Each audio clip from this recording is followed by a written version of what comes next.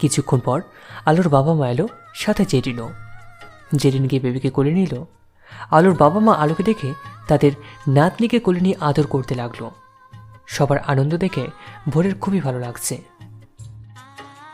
Aunty, আলোর কপালটা আসলেই অনেক ভালো। সব মেয়েদের বরের এত কেয়ার জুটে না, কিন্তু স্যার আলোকে অনেক ভালোবাসে, তাই আলো আর বেবি আজ সুস্থ আছে। হ্যাঁ, এই কয়েকদিনই দেখেছি মিস্টার চৌধুরী অনেক কেয়ারিং মিস্টার চৌধুরীর উপর। সব থেকে বড় কথা, মিস্টার চৌধুরী এখনও তার মেয়েকে কোলে নেয়নি, তার মুখটাও দেখেনি। মানে কেন ভোর? আলো দেখবে, তারপর আমাকে ও আমার প্রিন্সেসকে নিজ হাতে গিফট করবে, তাই। আমার মেয়ে এমন কাউকে পাবে তার জীবনে আমি ভাবিনি। বেঁচে থেকো বাবা। আল্লাহ, আমিও যেন স্যারের মতো কাউকে পাই, আমিন। জেরিনের কথা শুনে সবাই হেসে দিল। জেরিন তাতে একটু লজ্জা পেল। সবাই বেবিকে নিয়ে ব্যস্ত, শুধু ভোরই আলোর পাশে সেই যে বসে আছে তো আছেই।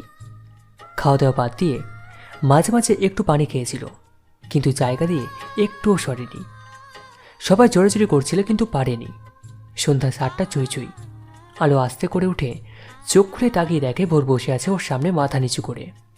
আলোর মা আলোকে ধীরে ধীরে স্যুপটা খাইয়ে দিচ্ছে, আর আলো তার বাবার কোলে শুয়ে শুয়ে খাচ্ছে। আলো এখনও আলোর বেবির মুখ দেখেনি। আলোর স্যুপটা শেষ। আলোকে নার্স মেডিসিন দিল। সবাই কথা বলছে, সবার খুশি দেখে আলোর ভালোই লাগছে। একটু পর আলো ভোরকে দেখতে লাগলো। ভোর নিচের দিকে তাকিয়ে ফোন টিপছে। সে এক জায়গায় একইভাবে বসে আছে এখনো। আলো ভোরের দিকে তাকিয়ে থাকতে থাকতে ঘুমিয়ে গেল। রাত হয়ে গেল। আলোর বাবা মা জেরিন যেতে চাচ্ছিল না, কিন্তু ভোরের জোড়াজুড়িতে যেতেই হলো শেষমেশ। নার্স বেবি তোলনাটা সোফার পাশে এনে সোফাতে শুয়ে পড়ল। আর ভোর আলোর বেডের পাশে একটা চেয়ার টেনে চেয়ারে বসে মাথা বেরিয়ে দিয়ে চোখটা বুজে ফেলল। ফজরের আজান ভোরের কানে ভাসতেই ভোরের ঘুম ভেঙে গেল। ভোর উঠে দেখে আলো ঘুম আর নার্সও। ভোর উঠে অজু করে নামাজ আদায় করে আলোর মাথায় ফু দিয়ে দিল। তারপর আলোর পাশে বসে রইল। কিছুক্ষণ নার্সও উঠল। নার্স উঠে ফ্রেশ হয়ে, মিস্টার চৌধুরী, গতকাল থেকে আপনি কিচ্ছু খাননি, এখন তো কিছু খেয়ে নিন। পরে আপনি একটু ওর হাতের স্যালাইন আর ব্লাডের লাইনটা খুলে দিন, ওর হাত দুটো ফ্রি হোক। ও হ্যাঁ, শিওর, কিন্তু আপনি কিছু খেয়ে নিন প্লিজ, আপনি অসুস্থ হয়ে পড়বেন তো। Don't worry, I am fine. Nurse আর কিছু না বলে আলোর হাতে লাইনগুলো খুলে দিল। এর মধ্যে বেবিও কেঁদে উঠল। নার্স কি বেবিকে ধরল। আলোর ঘুম ভাঙল প্রায় সকাল 8টার দিকে। ভোর পাশে বসে আছে। আলোর চোখ খোলা দেখে, গুড মর্নিং, কেমন লাগছে? Nurse, yes. আমার বেবি। নার্স আলোর বেবিকে আলোর কাছে দিল। আলো বেবিকে নিয়ে কপালে একটা চুমু খেয়ে তারপর ভোরের দিকে এগিয়ে গিয়ে, আপনার প্রিন্সেসকে নিন। ভোর কোলে নেয় আর বেবির কপালে একটা চুমু খায়। একদম আপনার মতো দেখতে হয়েছে, আমার কিছুই পাইনি, না চেহারা না গায়ের রং। আপনার প্রভাতী। হুম আপনি হ্যাপি? হুম টুপ করে 2 ফোঁটা পানি পড়ে গেল। মিসেস চৌধুরী, আপনার মেয়েকে এখন যদি একটু খাওয়াতেন তবে ভালো হতো। হুম। আলো উঠে বসতে গেলে ভোর তাড়াতাড়ি বেবিকে নার্সের কাছে দিয়ে আলোকে ধরে উঠিয়ে বসায়। তারপর বেবিকে কোলে নেয়। নার্স বেরিয়ে যায়। ভোর উঠে জানালার কাছে দাঁড়ায়। আলো বেবিকে খাওয়াতে থাকে। বেবি ঘুমিয়ে যায়। ভোর, হুম আপনার প্রিন্সেস ঘুমিয়ে গিয়েছে, একটু দোলনাতে রেখে আসবেন। হুম ভোর বেবিকে দোলনাতে রাখলো। তারপর আলোকে ফ্রেশ করিয়ে নাস্তা খাইয়ে দিল। এরপর ডক্টর এসে আলোকে চেক আপ করে বলে গেল 3 দিন পর আলোকে নিয়ে যেতে পারবে বাসায়। ওই পাউরুটিতে জেলি মেখে দিন তো, আর একটু ফ্রুটও দিন ধুয়ে। ওকে। জেলি মাখিয়ে আর ফ্রুট ধুয়ে আলোর সামনে দিয়ে নাও। সব খেয়ে নিন। মানে?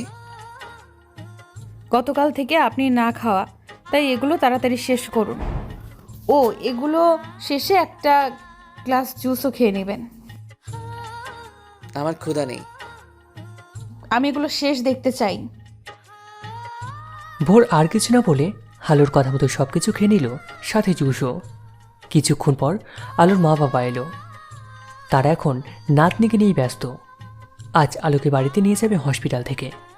আলোর বাবা মা হসপিটালে আছে। ভোর জরুরি একটা কাজে বাইরে গিয়েছে 1 ঘন্টার জন্য। না গেলেই নয়, অনেক আর্জেন্ট, তাই যেতে হয়েছে। ভোর নিজের কাজ করে হসপিটালে এসেছে আলোকে নিয়ে যেতে। কেবিনে ঢুকে দেখে নার্স বেবিকে কোলে নিয়ে বসে আছে। নার্স, আলো, বাবা মা কোথায়? মিসেস চৌধুরী এই কাগজটা দিয়ে গেছে আমাকে, আপনাকে দেওয়ার জন্য। ভোর কাগজটা নিয়ে পড়তে শুরু করলো। ভোর, আপনার প্রিন্সেসকে আপনার কাছে দিয়ে গেলাম। আপনি প্রিন্সেসকে পেয়েও আমাকে যে সেবা যত্ন করেছেন তার জন্য আমি কৃতজ্ঞ থাকব। আমি মা বাবাকে সাথে নিয়ে বাবার বাসায় চলে গেলাম। আপনি যে কোনো সময় ডিভোর্স পেপার পাঠিয়ে দিবেন, আমি সাইন করে দেব। নিজের আর মেয়ের প্রতি যত্ন নেবেন। ইতি আলো। ভোর চিঠিটা পড়ে ধূপ করে বসে পড়ে বেডের মধ্যে। এদিকে তুই এভাবে কেন নিয়ে এলি আমাদের নার্সের কাছে? আমার নাতনিকে রেখে ভোরকে কিছু না জানিয়ে কেন করলি এমন তুই? আলো বল। মা, ভালো লাগছে না, তুমি একটু যাবে? আহ, তুমি একটু চিল্লাও কম। এভাবে কথা বলো না ওর সাথে। নিশ্চয় ওদের ভিতর কোনো কিছু ঘটেছে। মা আলো, কি হয়েছে বল মা।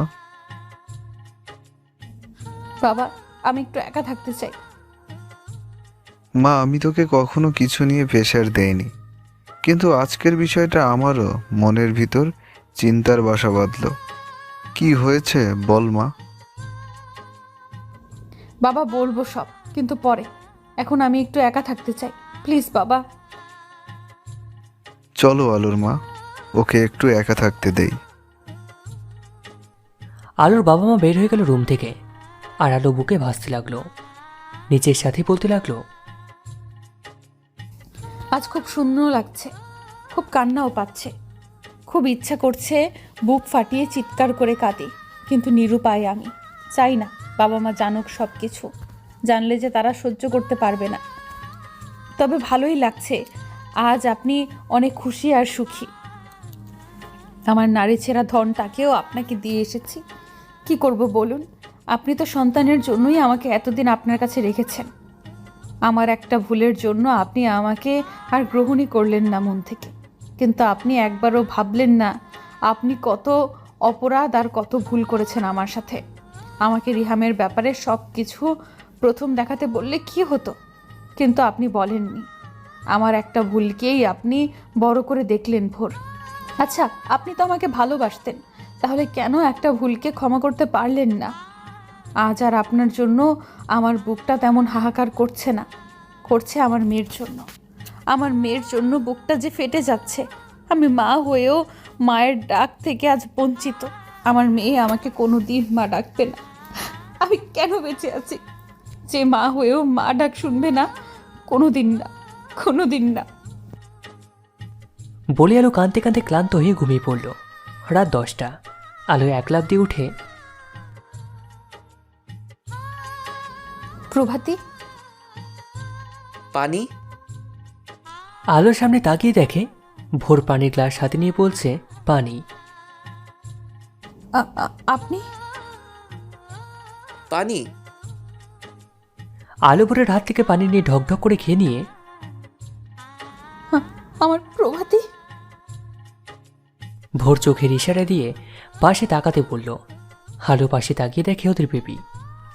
আলো বেবিকে কোলে নিয়ে এলোমেলোভাবে চুমু খাচ্ছে আর কান্না করছে। তারপর বেবিকে খাওয়াতে শুরু করলো।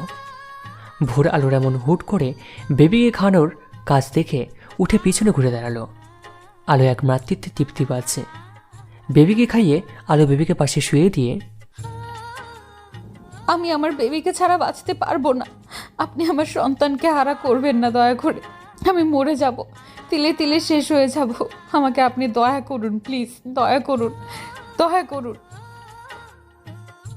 শুধু বেবি নিয়ে থাকার চিন্তা করলে, নিজের শূন্যতা দেখলে, একবার আমার কথা চিন্তা করলে না?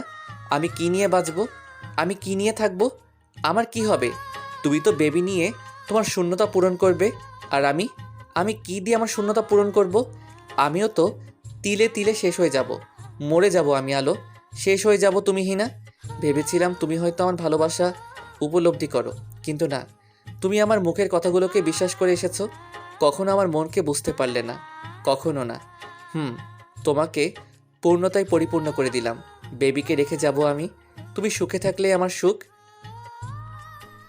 আলোর বিপরীত পিছন চোখ মুছতে মুছতে আপনি কখনো আমাকে ভালোবাসেননি, আপনি আমাকে কখনো ভালোবাসেন বলেননি। বলেছেন সব বেবির জন্য। আপনি প্রথম দেখাতে আমাকে সব বলতে পারতেন, কিন্তু আপনি তা না করে আমাকে নানাভাবে মিথ্যা বলেছেন। আমি তারপরেও আপনাকে ভালোবেসেছি, কিন্তু আপনি আমার একটা ভুলকে ক্ষমা করে আমাকে নিজের করে নেননি। আমার কি কষ্ট হয় না? হয়, কিন্তু আপনি বোঝেন না, বুঝলে কষ্ট দিতেন না। তোমার কষ্ট হয়, সবার কষ্ট হয়, হয় না শুধু আমার। আমি তো পাথর, আমার কষ্ট বলতে কিছু নেই। আমার কারণে তোমার এত কষ্ট। ওকে তোমার জীবন থেকে চলে যাচ্ছি, তাহলে তো আর কষ্ট হবে না, তাই না? চলে তো আপনি আগে থেকেই যেতে চাচ্ছেন, এটা নতুন কি?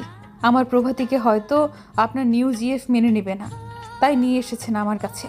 এখন একটা অজুহাত দেখিয়ে চলে যেতে চাচ্ছেন, নিউ সংসার বাঁধবেন নিউ মানুষের সাথে। এটা বললেই তো হয়। আমি আর বেবি এখন আপনার পথের কাঁটা। ভোর আলোর কথা শুনে দেওয়ালের একটা পাঁচ দিয়ে হাঁটা দিয়ে চলে যাচ্ছিল, তখনই আহ! ভোর আলোর শুনে দৌড়ে আলোর কাছে এসে আলো, তুমি ঠিক আছো? পেইন করছে? হুম, কোথায়? এখানে। বুকে পেইন হচ্ছে? চলো ডক্টরের কাছে দ্রুত। ডক্টরের কাছে যেতে হবে না, আপনি মাথা দিন বুকে, ঠিক হয়ে যাবে। না। ভালোবাসি। আমার ভালোবাসা তাহলে সব সময় মূল্যহীনই আপনার কাছে? চুপ, একদম চুপ, একদম। আর বলতে পারল না, কাঁদতে কাঁদতে আলোকে জড়িয়ে ধরল। আলোকে জড়িয়ে ধরে কান্নার গতি আরও বাড়িয়ে দিল। আলোর বুকটা ধুক করে উঠেছে। ভোরের কান্না শুনে আলো কেঁদে দিল ভোরকে জড়িয়ে ধরে। এই মেয়ে, তোকে যে ভালোবাসি তুই বুঝিস না? সব মুখে বলতে হবে, বুঝতে পারিস না? আমাকে একটু বুঝিস না? একটু না। ভালোবাসলে কি তুই তুই বলতে পারতেন? ভালোবাসেন না বলেই তুই তুই বলেন। ভোর আলোকে ছেড়ে ভোর উঠে চলে গেল জানালার কাছে। চোখ মুছে এক হাতে গ্রিল ধরে দাঁড়িয়ে রইল। আলো আস্তে করে নেমে ভোরের হাতের নিচে থেকে ভোরের সামনে গিয়ে দাঁড়ালো। ছেড়ে দিয়ে চলে এলেন কেন? ভালোবাসি না আপনাকে, তাই। সত্যি? সত্যি। ও সরি। বলে হাত দুটো পাগলের মতো নিচের মাথায় দিচ্ছে আর নামাচ্ছে। ভোর আলোর এমন বিহেভ থেকে বুঝতে পারলে আলোর খুব কষ্ট পেয়েছে। সাথে সাথে ভোর জড়িয়ে ধরে, এই পাগলি, এই ভালোবাসি তো, অনেক ভালোবাসি, খুব ভালোবাসি।